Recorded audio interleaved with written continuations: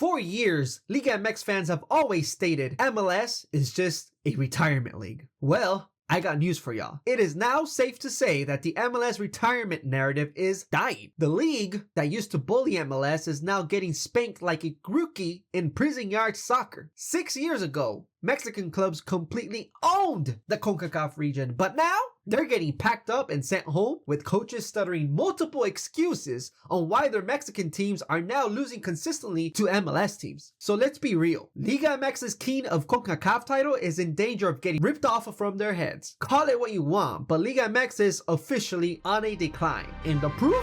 It's everywhere.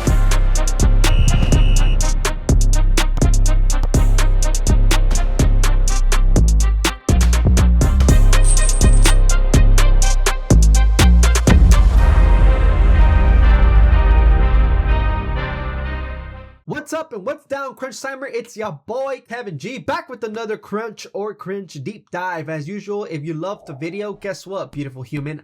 I love you too. If you thought my take was crunch after finishing this video, like the video, subscribe, and comment below what you agree or disagree with. And if you dislike the video, well, keep watching, because by the end of this video, you might just change your mind or be triggered enough to drop a hate comment or dislike it. So let's get ready for crunch time, baby. We gotta look back in the days, right? Back in 2016, Mexican clubs were untouchable. America, Tigres, Monterrey. They'd come into these tournaments and beat MLS teams with half a squad and still have energy to party. That's how easy it was to beat these MLS teams. Liga MX teams were bullying MLS and CONCACAF, and the MLS team's idea of a big win was simply to not get embarrassed. Basically, do not get blown out. That was the motto. Don't get blown out. But now, Mexican soccer is significantly unstable and flopping with some highs, but also with some more extreme lows. And here are some facts. You know, in CONCACAF, knockout matches from 2015 to 2019, Liga MX clubs had a near 80% win rate versus MLS teams. But then it all changed. In 2021, the Seattle Sounders were CONCACAF Champions Cup winners. And since then, starting 2022, the win rate has dropped under 50%. Now, the MLS has flipped it, winning 7 of the last 12 games in the Leagues Cup. Then, 2023, Leagues Cup. Messi-led Inter Miami, they lift the trophy. And then in 2024, Columbus Crew takes it. Basically, Liga MX teams haven't been winning the past 4 to 5 years. And in 2025, right now, the bloodbath is still happening in real time. So we don't know in this Leagues Cup who will take the crown, who will take the trophy. It almost likely points to an MLS taking it all. I know the Liga MX fans are gonna right now say, well, what about the CONCACAF Champions Cup? Well, we'll talk about that later on too. Stick around in the video. But first, let's talk about Leagues Cup 2025. This year's Leagues Cup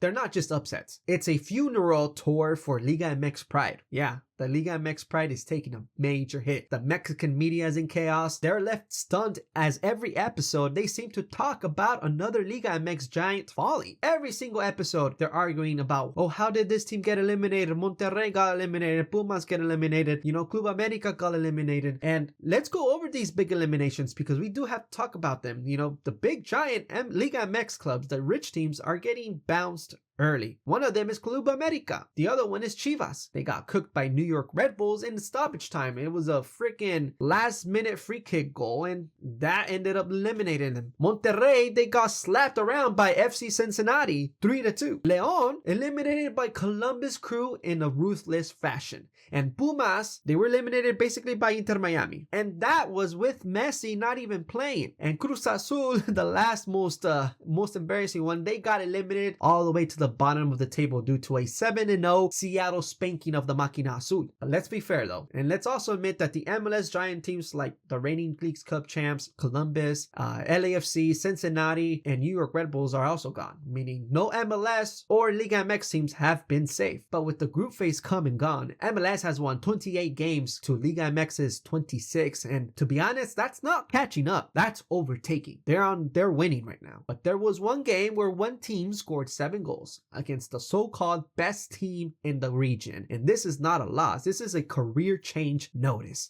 So let's go ahead and talk about what happened in this game. Of course, we all know by now what game I'm talking about. Seattle Sounders versus Cruz Azul. Now, Seattle didn't just beat Cruz Azul. They broke them, they murdered them, and then they reclipped it, and then they revived them and shot him back again. It was brutal. They were the most goals in one half in Leagues Cup history. It was the largest blowout ever versus a Liga MX team, and probably the fastest most Mexican-American fans rage closed their streams. First off, you guys have no idea how embarrassing this loss was. It was so embarrassing that the Mexican media were calling to fire the coach, and the coach was just hired. It was just his first month being the coach for Cruz Azul, and they were saying he needs to leave, he needs to be fired. Liga MX teams have not lost to this amount with any team internationally, not European nor South American teams. They haven't beat him this much, none of those teams. So it was a stunner. Here's a stat drop. Seattle right now is going on an incredible run. They are 10 games being unbeaten, scoring 29 goals in that stretch. And there was a fan reaction I saw, on Reddit. Someone said, as a Cruz Azul fan, I'm hurt, but I can only stand up and applaud Seattle.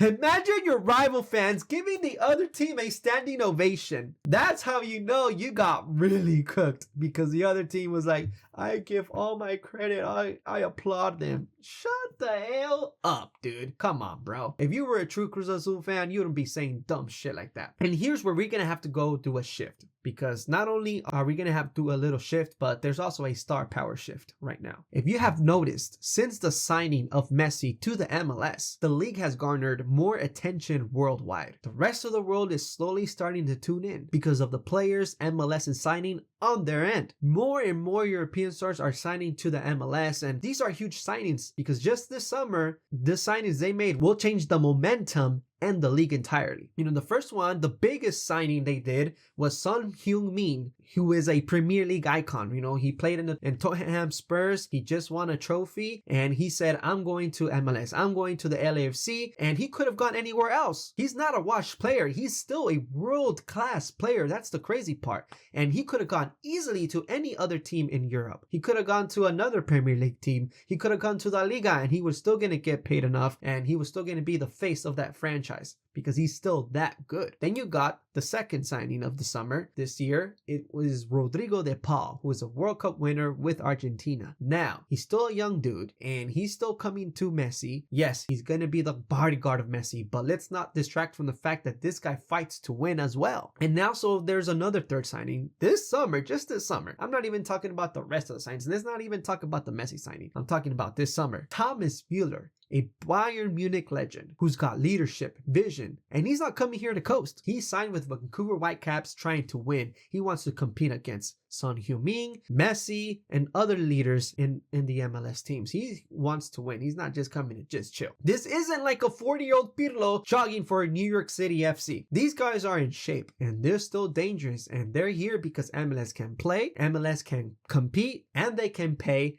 and MLS also sells a bigger stage. Liga MX has also made big signings of its own. They signed Angel Correa, who's only 30 years old, and they bought him from Atletico to Tigres. Then they got the second signing, which is James Rodriguez, who went from Sao Paulo to a short Europe stint to Club Leon. Then you got Sergio Ramos, a 39-year-old Real Madrid legend. And then the fourth signing is Keylor Navas, another 38-year-old Real Madrid legend. And the fifth, you got Sergio Canales, who is just really basically a failed Real Madrid product. He really, didn't make it in Europe, but they still signed him. He's still a good enough player to be signed. Notice how the only semi-good signing for Liga MX was Angel Correa to Tigres, but everyone else, they're all old and washed up players, but legends in their prime. Here's the curious thing. This was exactly what the MLS was known for, but not anymore. MLS is signing stars who are not yet washed, and they're younger. They're getting younger. They're younger players with that European star power that can still be signed to a huge European team. It seems like Liga MX is the new place to take it easy, huh? Yeah, looks like Liga MX is kind of turning into a retirement league, right? Who's gonna argue that against me? I dare you. Comment below. Tell me something I don't know. Now, why is Liga MX falling off? Do we know? Nobody really knows the exact correct answer. Some say it's because of pro relegation, it's officially gone, and others say that it's because there's just too many foreign signings, and with others speculating that there's dumb money being spent poorly. The league is facing many red flags, to be honest with you. One of them is being that the league is also corrupt. It's just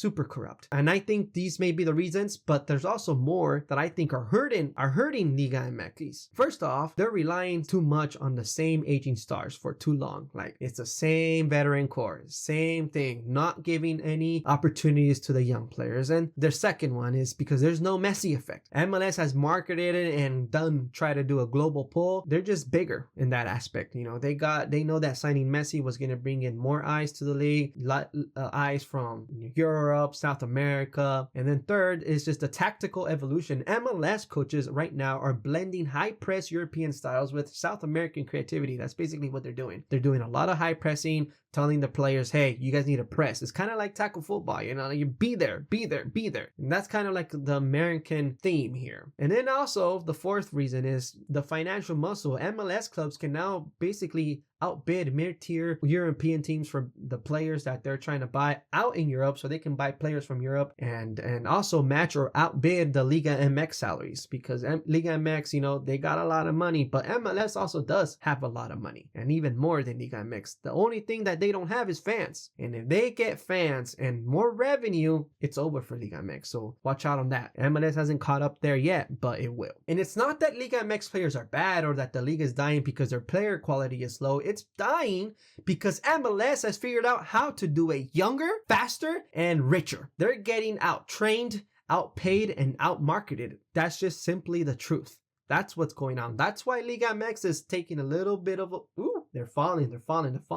So at the end of the day, is Liga MX in a decline? Well, the scoreboard says yes. The signings say yes. The Leagues Cup says, hell yeah. And to all the Liga MX fans calling MLS a retirement league, well, guess what? Liga MX is also joining the retirement boat. But soon MLS will hop off that boat and they will keep sending Liga MX teams home early. And that's just the simple truth. I'm sorry to tell y'all, but Liga MX is gonna keep going down if they don't make some fixes, which is spending the money smartly and also signing some good players, and also try to find a way to integrate their younger players. And if you stuck around while getting triggered, well, more power to you. I'm sorry I had to do this, but someone needs to speak the truth to y'all. Thank you for listening. Thank you for tuning in. This is Crunch Time Sports, where we just don't give takes, we give you receipts. And if you're cringing to this video, it's only because it hurts. Don't forget to take a bite, feel the crunch, and subscribe. Kevin G out.